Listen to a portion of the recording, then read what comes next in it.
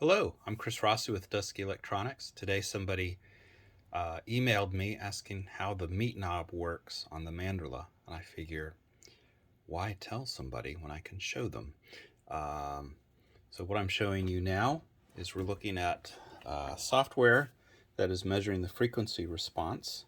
And right now, this is going through a Mandorla, but it's bypassed, so it's not doing anything. And so this flat line is the very flat frequency response of the Mandorla doing nothing to an input signal.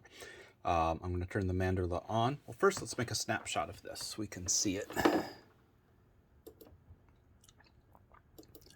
Okay, now that line will be persistent. Now, now I'm going to turn the Mandorla on. I have the more knob at about noon and the meat knob all the way down. Okay, and you can see that with the meat knob all the way down, we're getting a nice boost, but it's all here in the mid-range. It goes from about 300 hertz to about 7 kilohertz. And we have this nice gentle roll off of the bass. So starting about 1.5 kilohertz, we're losing bass frequencies at about 6 dB per octave. So let's make a snapshot of that.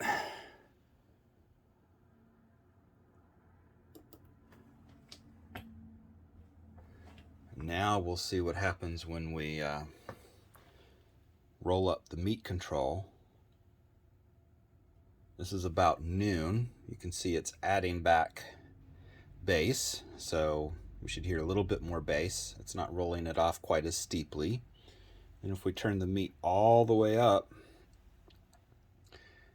notice how now we have a lot of nice lower mid-range content. It's basically a full frequency boost at this point. It's like, a round where it would have been getting back to unity is down at like, 10 hertz or so, which you can't hear.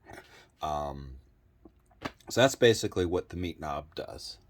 It takes you from 6 dB per octave to what's more or less a full range boost. You'll also notice that there's some roll off in the high end here. That's because the Mandorla is designed to produce a decent amount of harmonic distortion, because those extra harmonics make things sound cool. It's a cool sounding distortion that isn't clipping distortion. But when those harmonics add up, it can make the sound glassy or harsh if you get too many of them. And so there's a gentle treble roll off in there as well to keep the Mandorla from getting harsh sounding. So it doesn't do the ice pick thing because of that. We're just going to be focused on adding upper mid-range with the meat all the way off.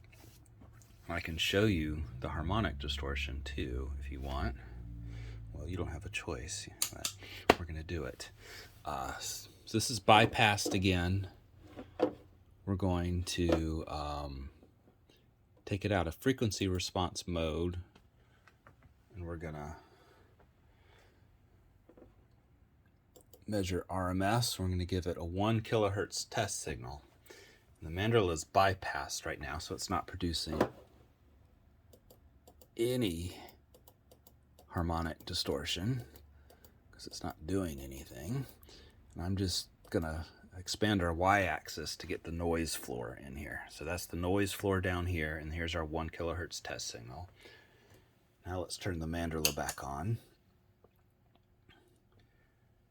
and you'll see a very strong second harmonic and a very strong third harmonic. So that's harmonic distortion. We have our 1K test signal. We have a nice strong harmonic at 2K and another one at 3K. And that is harmonic distortion.